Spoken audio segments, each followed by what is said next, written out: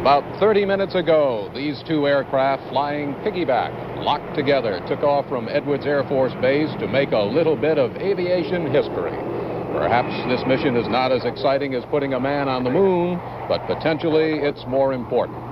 It's one step toward creating a fleet of reusable vehicles that will make frequent round trips into space. 160 chase. What you're seeing right now, high above California's Mojave Desert, is a space-age marriage of convenience. A space shuttle mated to a jumbo jet, but not for long. And here's where the drama of the mission becomes apparent. In about 15 minutes, with two astronauts in the cockpit, the shuttle will blast free from its perch atop the 747 and will fly on its own and land on its own for the very first time.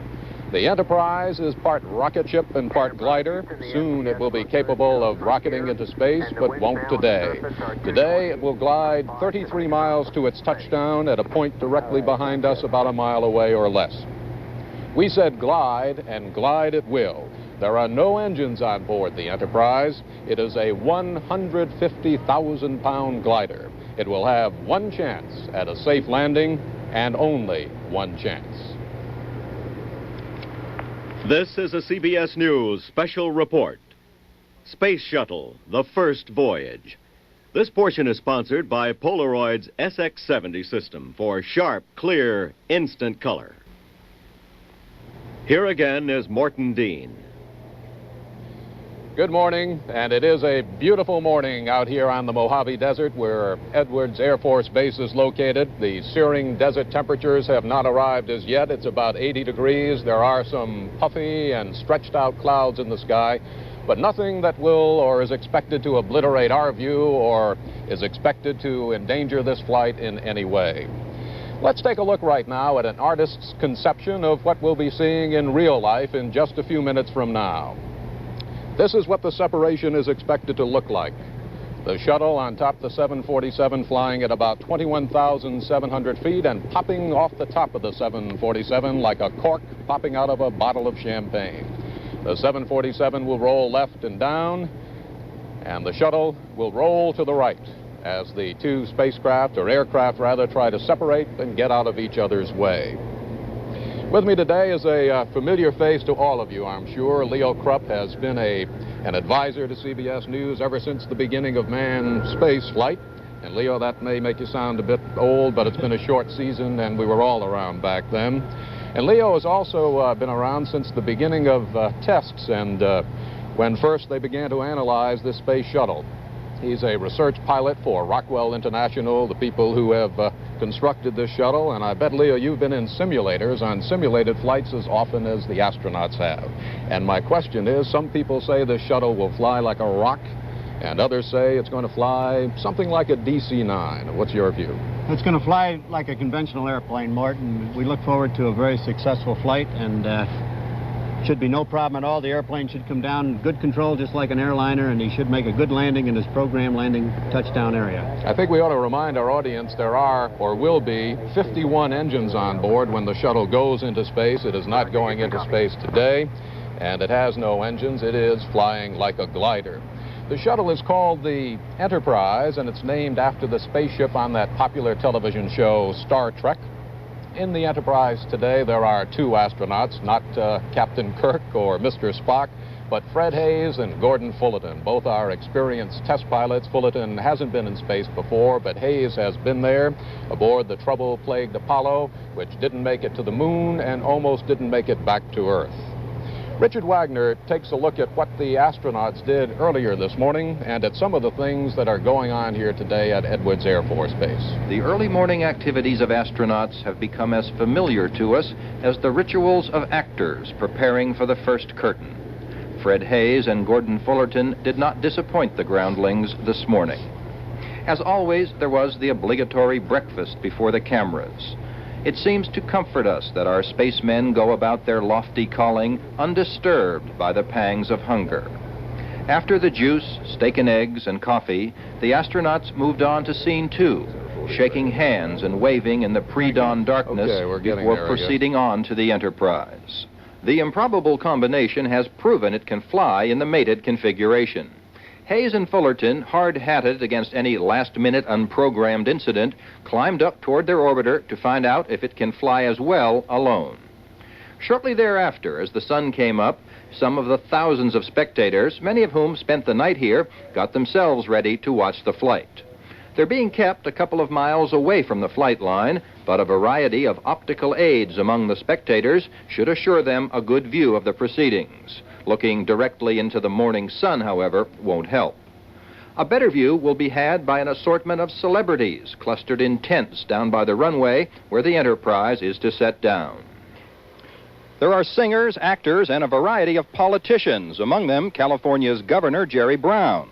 Brown, asked if his recent espousal of the space program didn't mark an end to his espousal of the era of limits, didn't think so. No, it's marking an evolution of the era of limits. The planet is limited, and that's why it's so important that we expand beyond. The Space Shuttle Enterprise is, of course, named for the Starship Enterprise in the television series Star Trek. Dedicated Trekkies among the spectators here kept looking for Mr. Spock or Captain Kirk. But if they're here, they're keeping a low profile. Richard Wagner, CBS News, Edwards Air Force Base. And those are the airplanes. That's the shuttle sitting atop the 747. The 150,000-pound shuttle will lift off from that 747 in approximately 8 minutes from now. There are 2 men on board the Enterprise, and the 747 is a crew of 4. All are wearing parachutes and oxygen masks for this very first special flight, the first time that the shuttle will fly free. Our coverage of the first voyage of Enterprise will continue in a moment.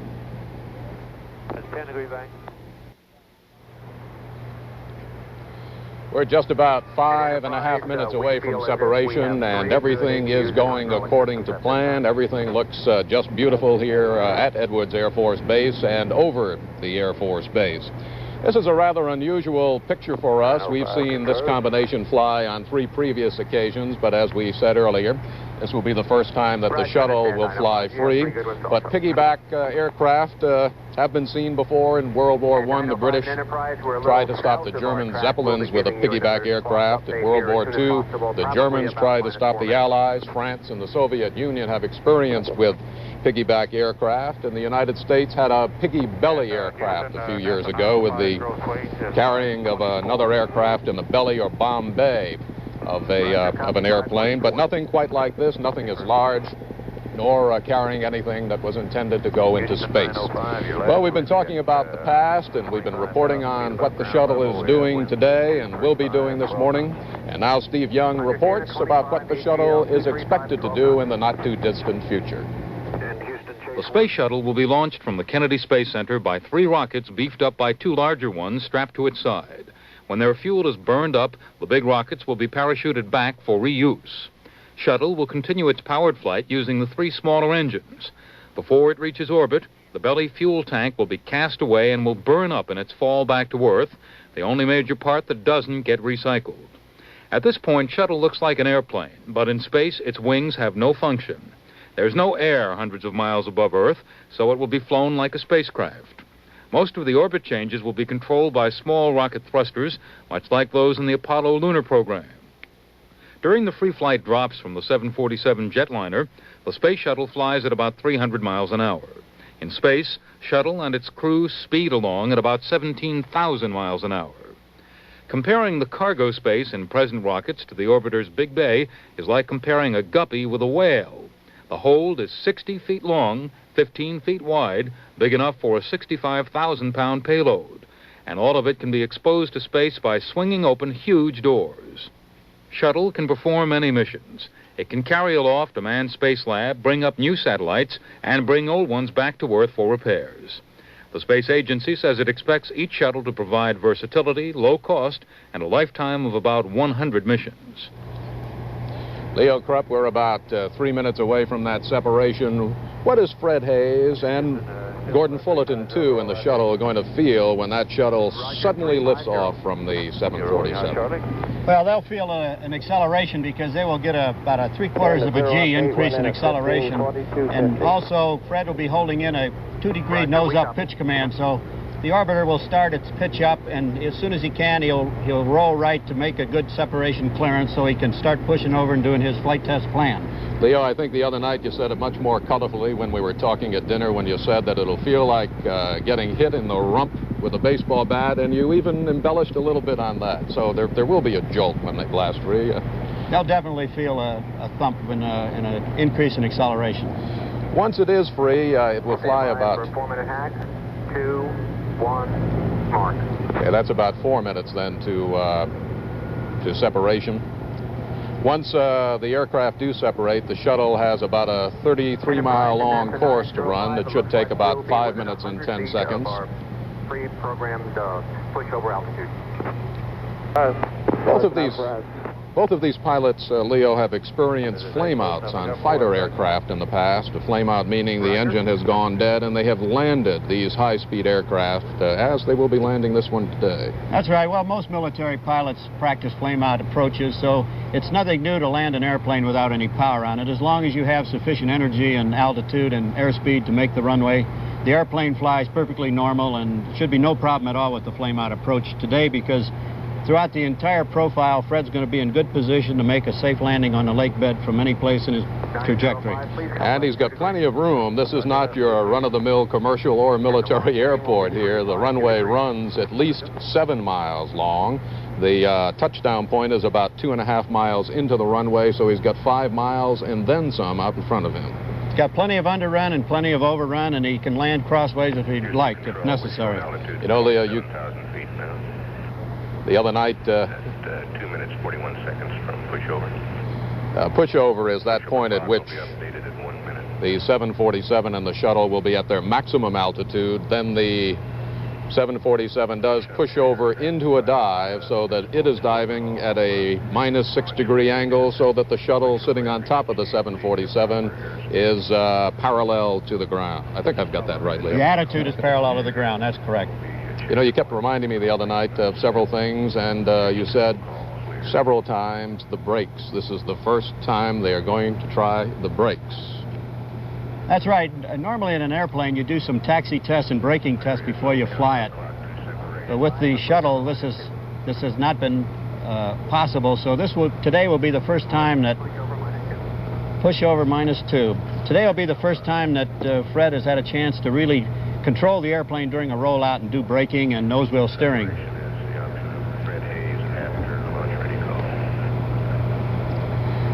Houston, Mission Control, the control center that controlled our flights to the moon, is controlling this mission. And you're hearing 2 voices from Houston. The capsule communicator, he still retains that name, even though there is no capsule in this space shuttle, is Bo Bobko, the United States Air Force, a colonel. He is an astronaut. And the other voice is the voice of Mission Control, Jack Riley. Mort, this shot is coming from Chase 4, which is... Stand by for pushover -1. Chase 4 is flying about 1,000 feet off the right wing, so this is probably the best view in town of the separation.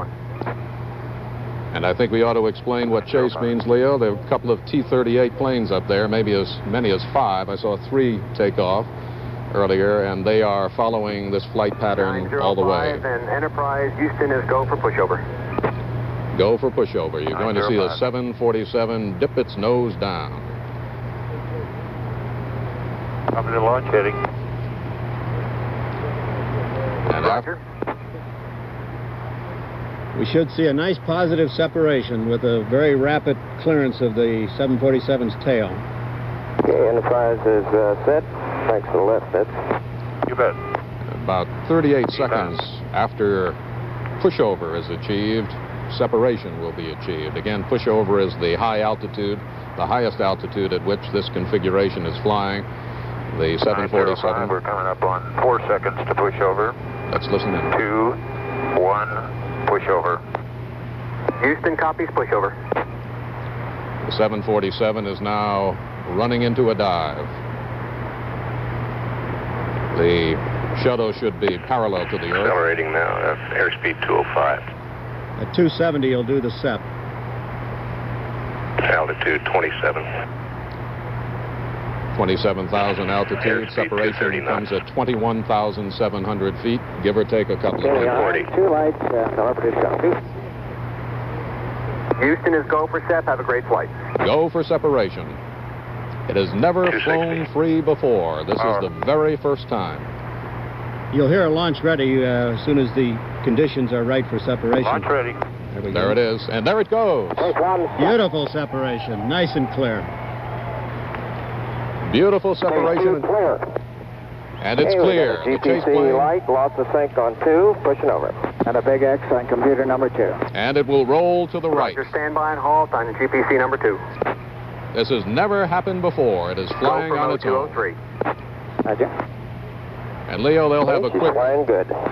Flying good is the report. They lost one computer in SEP, but this is not a problem. We have 4 computers for the primary flight control system. Now at about 20,000 feet, they will... Fred Hayes conducting a practice landing at altitude. I was just going to say that, a practice landing at about 20,000 feet. In other words, they'll slow her down to their landing speed, which is about 185 knots, see how the shuttle feels to them, and then they'll pick up speed and come around. They're taking a race course, a race course course. I don't know whether that sounds right or not, but they're following a race course pattern, and they'll be heading due north for about 9.4 miles. Then they'll take a big arc to the west for about 9 miles, and then heading home, a 9.4 mile trip to touchdown just behind us here at Edwards Air Force Base. Okay, 11 Alpha, pushing over. Yeah, Fred has 195 and 20,000. Fred has 5 minutes to learn how to fly this airplane before he lands it. That's right, 5 minutes to touchdown. It doesn't sound like so much, but it is when you're flying an aircraft for the very first time, Leo. Enterprise Houston, we show perhaps a slightly low L over D. What is LOD? That means he's probably going to have to turn base a little bit earlier because he's not going to have quite as much energy as anticipated.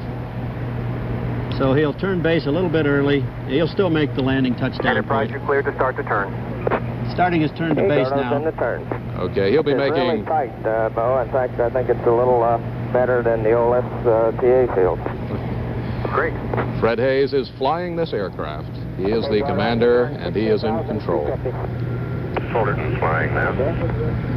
Fred said it flies better than their training aircraft. Well, that's good news. Kind of thing pilots like to know and hear. Okay. It's turning left. It'll make about a 180-degree arc, and then we'll be heading due south. Leo, when it comes in for a landing, it'll begin a descent. 48 minutes, 28 seconds past the hour. It is descending now, and its rate of descent is about 4 times faster than that of your average commercial airliner, but nobody is too worried about that. A commercial airliner could land at this speed with no trouble at all. Maybe a little high. Fred doesn't agree with the ground analysis. 30% speed brakes. Okay, board's coming open to 30. They are high on energy, so he's opening his speed brakes a little bit sooner than normal to dissipate some of that excess energy he has. Okay, the speed brakes open up because the shuttle is in a dive. The speed brakes will hold the speed back so that shuttle is averaging about 270 knots or 310 miles per hour. Now they're going to 50% brakes. Normally they only go to 30 on this flight. But evidently he does have excess energy, so they're going to open to 50 to dissipate the energy, so the landing will be nominal. Excess energy is a pilot's way of saying he's going too fast. Too fast and too high. Energy potential good. Enterprise, we show 8 miles out, 9 potential. We'll leave you here. Okay. Okay, looking good. About 2 minutes to the landing, about a minute and a half, rather. 280. Okay, why don't you use yours until we get a little arc?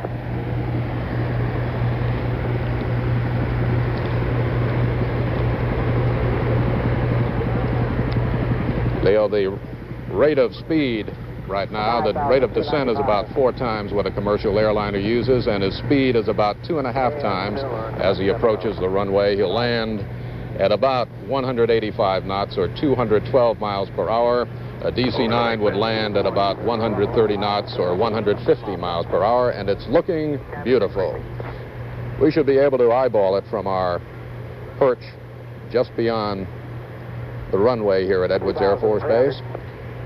Fido says it looks super. It looks super.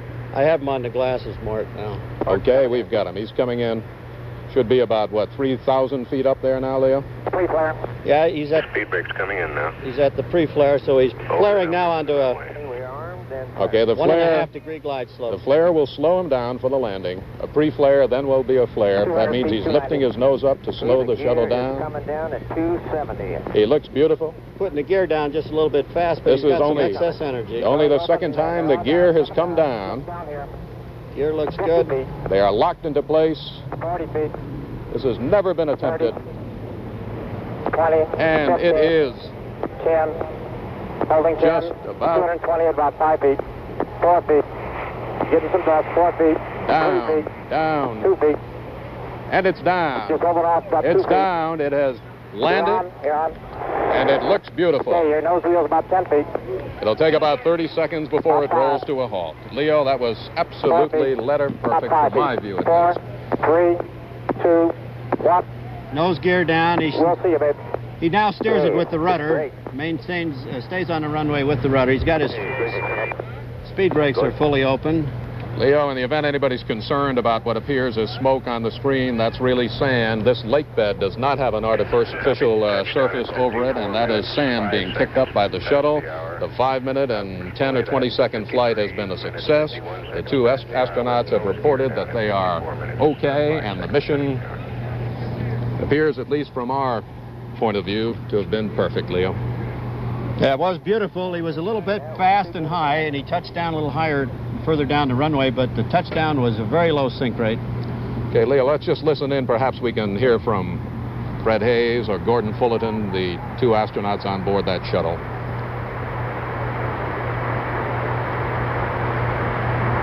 Guess they're not saying much. They're going to roll out very gently. They're not going to brake to a sudden stop. They want to check out the nose wheel steering the last 60 knots of the velocity, so they'll take their time getting it stopped. Leo Krupp, are you now satisfied those brakes worked? Everything worked. It was beautiful. Just the way you flew it in the simulator those many times. He did inadvertently get a little high on energy, but other than that, the flight was perfectly nominal.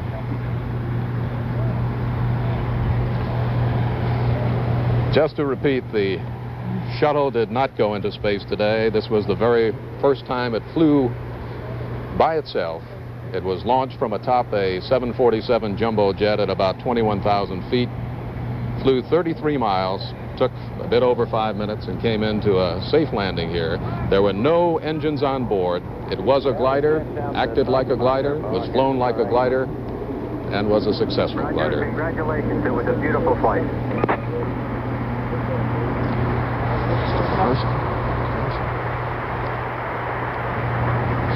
We got about a quarter knot, and we just stopped.